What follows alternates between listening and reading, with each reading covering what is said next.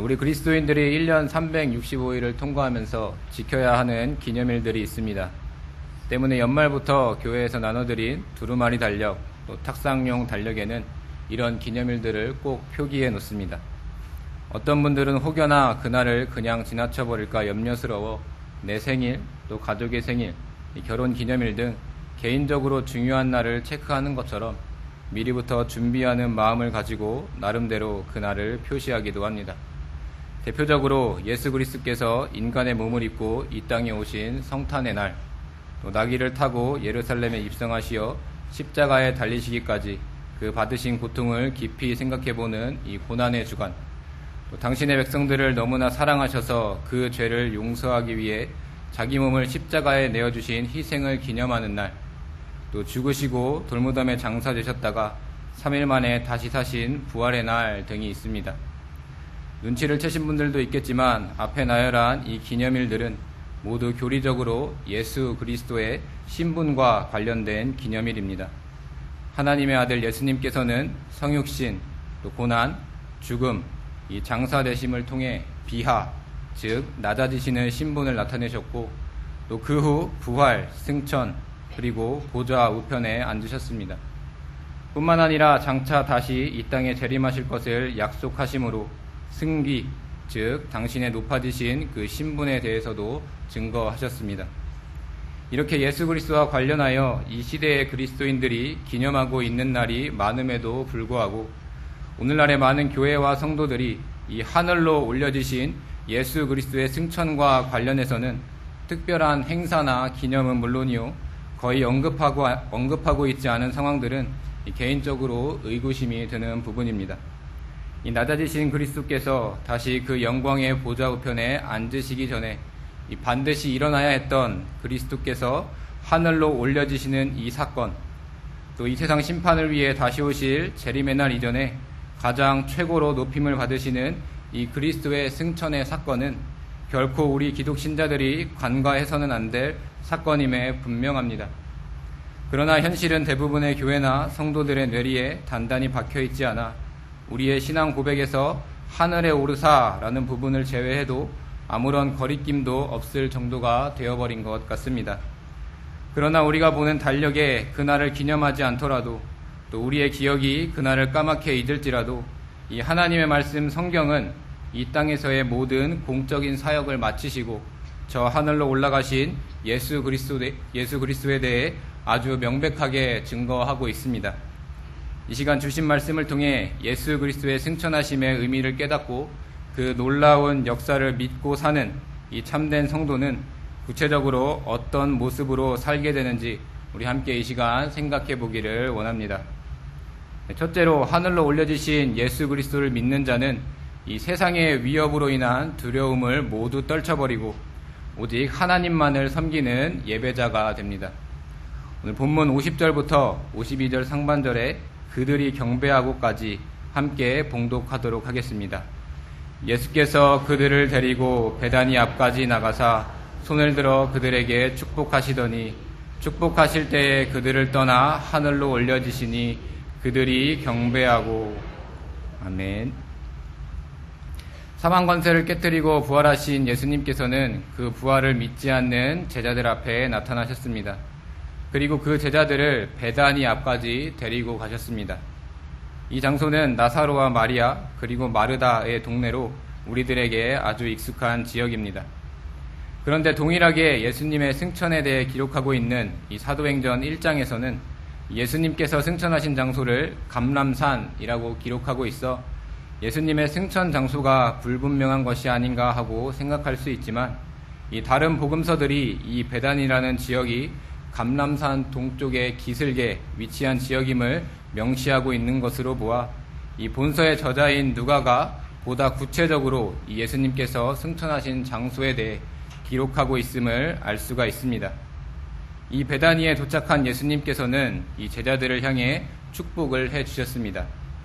이제 이 땅을 떠나 본연의 위치인 그 하늘로 올라가시기 직전 이 제자들을 향해 축복의 기원을 해주신 것입니다.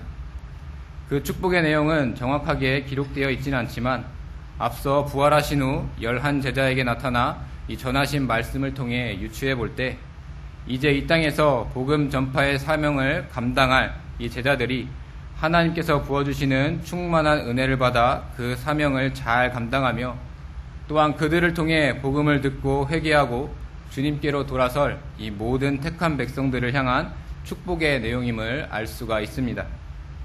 그렇게 제자들을 향해 축복을 내리시는 일까지 다 마치신 예수 그리스도께서는 내가 가는 곳에 너희가 지금은 따라올 수 없다. 조금 있으면 세상은 다시 나를 보지 못할 것이다. 또 내가 떠나는 것이 너희에게 유익이다 라고 제자들을 향해 누누이 말씀하신 대로 저 하늘 하나님 보좌 우편으로 승천하셨습니다. 사실 부활하신 예수님을 다시 만나 뵙기 이전의 제자들이었다면 내가 다시 하늘로 올라갈 것이다 라는 이 말을 이해하지도 또한 받아들이지도 못하였을 것입니다. 자기 백성을 구원하실 이 메시아 예수 그리스도께서 고난을 받아 죽임을 당하고 부활할 것이라는 그 말씀에도 주여 그리 마옵소서 이 일이 결코 주께 미치지 아니하리이다 라고 하다가 도리어 하나님의 일을 생각하지 않는다고 꾸중을 받았던 이 제자들이었으니 예수님의 말씀을 받아들이지 않고 이 대뜸 대든다고 하더라도 조금도 이상할 것이 없는 상황이었습니다. 그러나 이제 하늘로 올라가시는 예수님을 대하는 이 제자들의 모습은 어떠하였습니까? 성경은 제자들이 예수님께 경배했다라고 기록하고 있습니다. 이 부분이 일부 성경 사본에 기록되어 있지 않는다는 이유로 이 괄호로 표시해 놓긴 하였지만 대부분의 권위 있는 성경 사본에서 기록하고 있기에 이 승천하시는 예수님을 향한 이 제자들의 경배가 결코 허황된 것이 아님을 알 수 있습니다. 우리가 주목할 것은 경배하다라는 이 말의 원어가 예배한다라는 말과 같은 의미로 사용되었다는 사실입니다. 이것은 이제야 비로소 제자들이 예수님을 단순한 인간적인 스승으로 모시는 것이 아닌 하나님의 아들, 즉 하나님과 동등하신 분임을 알고 믿게 되므로 역사상 처음으로 이 예수 그리스도께 경배하는 영광을 차지하게 되었음을 말합니다. 제자들의 이러한 모습은 참으로 놀라운 변화였습니다. 그들은 예수의 공생의 기간 내내 그 곁에서 섬기고 따랐지만 이 예수 그리스도가 십자가에 달려 물과 피를 쏟으며 이 땅에서의 생명을 마치고 그 무덤에 묻히게 되자 그 충격으로 모두 주랭랑을 쳤던 사람들이었습니다. 예수 그리스도의 죽음을 보고 두려움에 벌벌 떨던 제자들은 혹여나 그 예수를 따르던 자신들도 해를 입을까 하는 걱정과 또한 근심에 휩싸여 그런 잘못을 저질렀습니다. 만약 예수님께서 비참한 죽음을 당할 것을 미리 알고 있었다면 그를 믿지도 따르지도 않았을 것인데 하는 이 원망의 목소리와 후회가 그들 마음속에 가득하였을 것입니다. 그렇지만 참대 예배의 대상이신 예수 그리스도께서는 결코 제자들을 그런 상황에 머물게 하지 않으셨습니다. 부활하심으로 제자들의 눈앞에 나타나 믿음을 주셨고 또 말씀을 통해 그들의 마음을 뜨겁게 하셨으며 이 복음의 증인으로 이 땅에 남아 살아갈 그들을 향해 축복의 기원까지 베풀어 주신 이후 하늘로 승천하셨습니다. 이렇게 다시 살아나신 것에 그치지 않고 당신의 말씀대로 그 본래의 위치인 이 하늘 보좌 우편으로 승천하시는 이 예수 그리스도가 참된 하나님의 아들, 또 하나님과 동등된 분이심을 확신하게 된 제자들에게 이 경배의 자세는 아주 자연스럽고 필연적인 결과였습니다. 성도 여러분, 요즘 거센 북극의 한파의 여파로 온 세계에 강력한 한파가 기승을 부리고 있습니다. 이렇게 추운 날씨가 지속되면 날개 단 듯이 활개치는 것이 있는데 바로 독감이라는 것입니다. 우리가 잘 알다시피 이 독감은 단순한 감기와 달리 그 인플루엔자 바이러스가 폐에 들어갔을 때 일어나는 이 급성 호흡기 질환으로 심할 경우 합병증으로 목숨을 잃을 수도 있다고 합니다. 그래서 매년 추운 겨울이 시작되는 때에 미리부터 이 독감 백신을 맞는 일을 통해 그에 대응할 항체를 만들고 있는 것입니다. 태어나서 딱 한 번 이 백신을 맞고 모든 독감으로부터 자유할 수 있으면 좋으련만 이 매년 가까운 병원을 찾아가 예방접종을 해야 하는 이유는 이 독감 바이러스가 매년 변이를 일으키기 때문이라고 합니다. 이 세상에 새로 발생한 이 독감 바이러스에 대처하는 백신이 미리 나오지 않으면 우리 지난 2009년에 신종플루로 인해 전 세계가 몸살을 앓았던 것과 같은 이런 결과가 나타나게 되는 것입니다. 우리 기독신자들에게도 이런 독감 바이러스와 같이 매번 색다른 모습으로 찾아와 괴로움을 주는 것들이 있는데 바로 세상으로부터 오는 갖은 위험들입니다. 이제 이 정도면 내 신앙도 흔들리지 않겠지, 또 어디 가서 그리스도인이라고 명함 좀 내밀 수 있겠어 하며 방심하고 있는 사이에 훅 하고 치고 들어오는 이 세상의 위협 앞에 우리는 독감에 걸려 방 한켠에 웅크리고 있는 환자와 같은 그런 무기력함에 빠지게 됩니다. 그 다양한 위협으로 인한 고통은 어찌나 쓰라리게 다가오는지, 그럴 때마다 차라리 예수를 믿지 않고 살았으면 자유했을 것인데 하며 원망과 자주 섞인 이 한탄의 목소리가 저절로 튀어나오게 되는 것입니다. 하지만 참된 기독신자라면 그까지 세상의 위험 앞에 골골거리며 이 시름시름 앓고만 있는 연약에 빠져있지 않게 됩니다. 왜냐하면 우리로 하여금 세상으로부터 오는 위협을 이겨내고 또한 극복하도록 하는 방법이 이 연약한 인간의 것, 또 유한한 세상의 것으로부터 오는 것이 결코 아니기 때문입니다. 이렇게 독감보다 더 지독하게 우리를 괴롭히는 이 세상의 위협으로부터 절대로 끄떡하지 않는 이 면역력을 가지도록 하는 이 영원한 백신은 바로 저 하늘로 승천하신 예수 그리스도를 믿는 믿음입니다. 2000년들의 제자들은 그런 예수 그리스도가 옆에 계심에도 불구하고 이 풍랑이는 바다를 두려워했고, 또 자신의 스승인 예수 그리스도를 잡아 죽이려 했던 자들 앞에서 벌벌 떨었습니다. 또한 예수 그리스도께서 그 말씀대로 다시 사셨다는 소식을 자기의 눈으로 또 손으로 만져보기 전에 믿지 못하는 실수마저 저질렀습니다. 하지만 하나님의 영광의 구름 뒤로 이 예수 그리스도께서 승천하시는 모습을 보자 그들의 태도는 완전히 달라졌습니다. 하나님의 구속사를 진행하기 위해 마침내 가장 높아지신 이 예수 그리스도만을 섬기는 예배자의 삶을 살게 된 것입니다. 이러한 제자들의 삶은 오늘날 우리 역시 기꺼이 살아내야 하는 그런 삶의 모습입니다. 그러나 제자들과 같이 이 땅에 계시는 예수님을 만나뵌 적도 없기에 두려움 없이 이 세상의 모든 위협들 가운데 웅크리지 않고 또 견디고 버틸 수 있는 것이 불가능한 일처럼 생각되지만, 그것을 할 수 있다 하시니 또 할 수 있도록 힘주시는 분이 저 하늘에 오르사 참된 하나님의 아들, 또 하나님과 동등되신 분임을 친히 증거하신 예수 그리스도이시기 때문에 우리는 기꺼이 두려움 없이 오직 그분만을 경배하며 살아가게 되는 것입니다.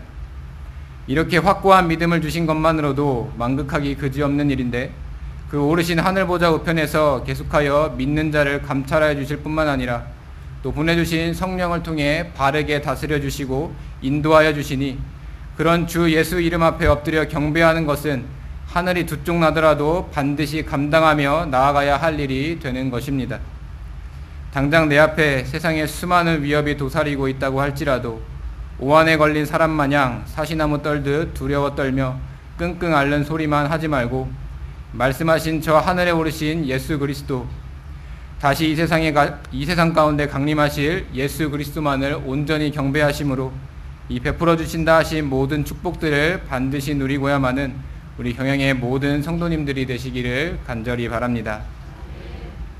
둘째로 하늘로 올려지신 이 예수 그리스도를 믿는 자는 큰 기쁨 가운데 받은 사명을 감당하며 죽음까지 불사하는 사명자가 됩니다. 이 본문 52절 하반절 큰 기쁨으로부터 53절까지 함께 봉독하도록 하겠습니다. 큰 기쁨으로 예루살렘으로 돌아가 늘 성전에서 하나님을 찬송하리라. 앞서 살펴보았듯이 예수 그리스도의 승천은 그의 죽으심으로 인해 시리와 또 낭망에 빠져있던 그 제자들에게 힘과 용기 그리고 담대함을 얻도록 하기에 충분하였습니다. 그 결과 제자들은 그동안 자신들이 섬기던 예수 그리스도가 참된 하나님이심을 깨달았고 또 온 마음과 정성을 다해 주님을 경배하게 되었습니다. 그러나 제자들의 변화는 거기에 그치지 않았습니다. 예수 그리스도로 인한 그 감동과 감격은 그들에게 큰 기쁨을 안겨다 주었습니다. 이 기쁨은 세상 어느 것과도 바꿀 수 없는 가장 크고 충만한 기쁨이었으며, 그것이 제자들을 이전과 180도 다른 모습으로 변하게 하는 원동력이 되었습니다. 이렇게 기쁨으로 가득 찬 제자들은 본문 49절 내가 내 아버지께서 약속하신 것을 너희에게 보내리니 너희는 위로부터 능력으로 입혀질 때까지 이 성에 머물라는 이 예수님의 말씀을 따라 즉시 예루살렘으로 돌아왔습니다. 그렇게 예루살렘으로 돌아온 제자들은 성전에서 기쁨을 주신 하나님께 찬송을 올려드렸습니다.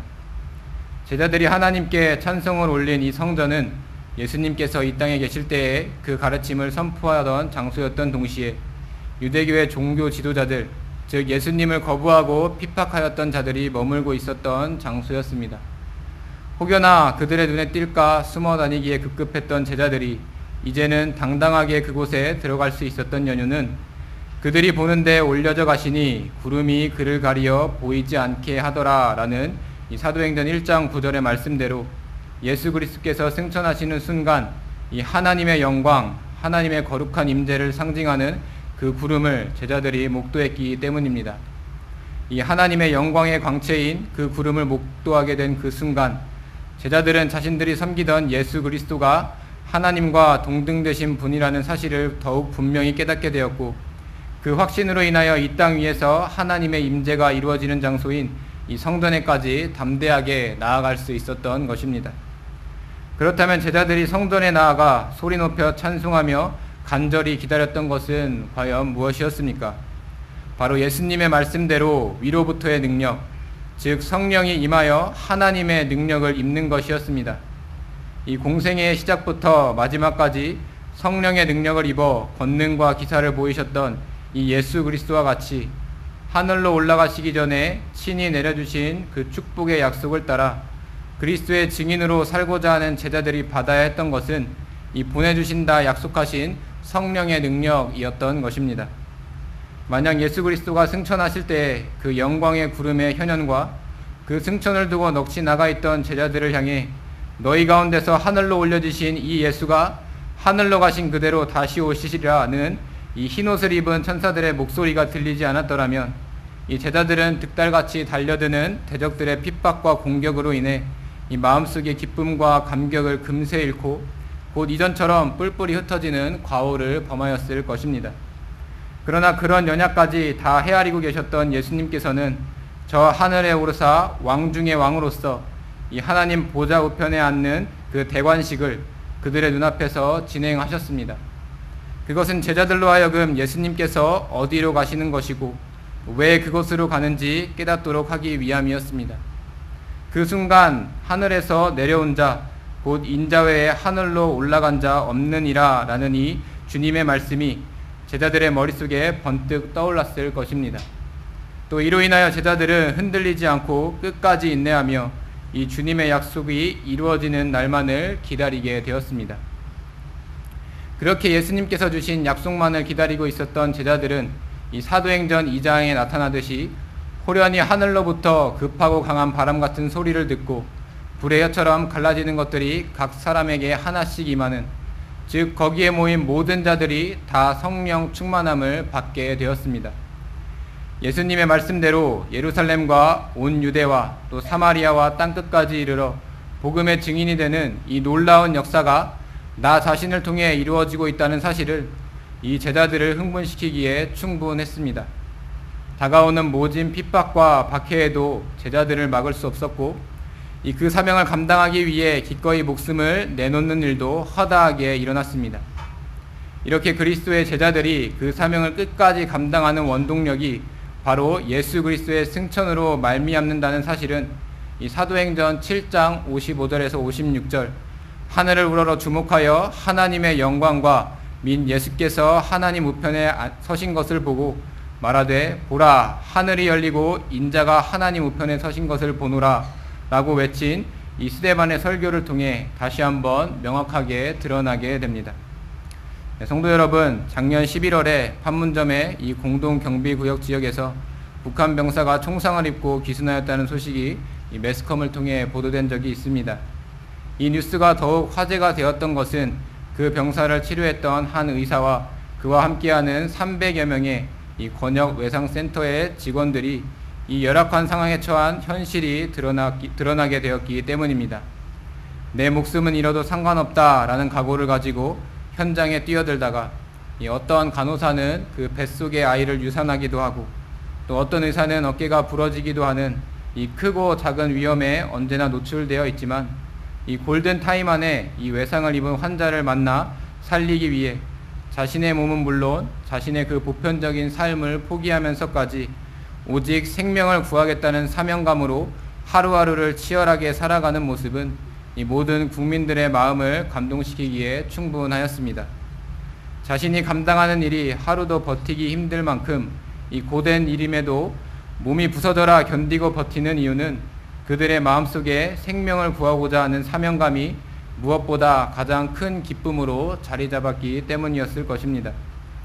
이렇게 생명을 구하고자 하는 그 다짐이 사명감으로 고취되어 힘들지만 그 일을 끝까지 감당하고 있는 이 권역 외상센터의 직원들과 마찬가지로 우리 기독신자들에게도 생명을 걸고 감당해야 할 사명이 있습니다.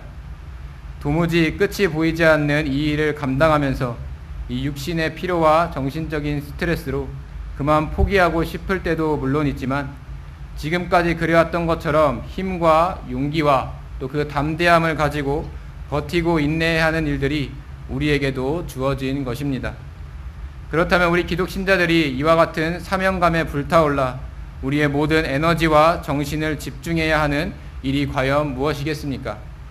바로 예수 그리스도의 복음의 증인이 되는 것입니다. 성경에 기록된 말씀과 역사의 기록을 살펴볼 때 이 복음의 증인이 되는 사명을 감당하는 것은 결코 쉬운 일이 아님을 우리는 너무나 잘 알고 있습니다. 특히 나 자신만의 편안과 쾌락을 인생의 중심으로 두고 있는 이 현실에서 내가 아닌 다른 사람들에게 이 복음을 전하겠다는 다짐은 오히려 비웃음의 대상이 되기 쉽습니다.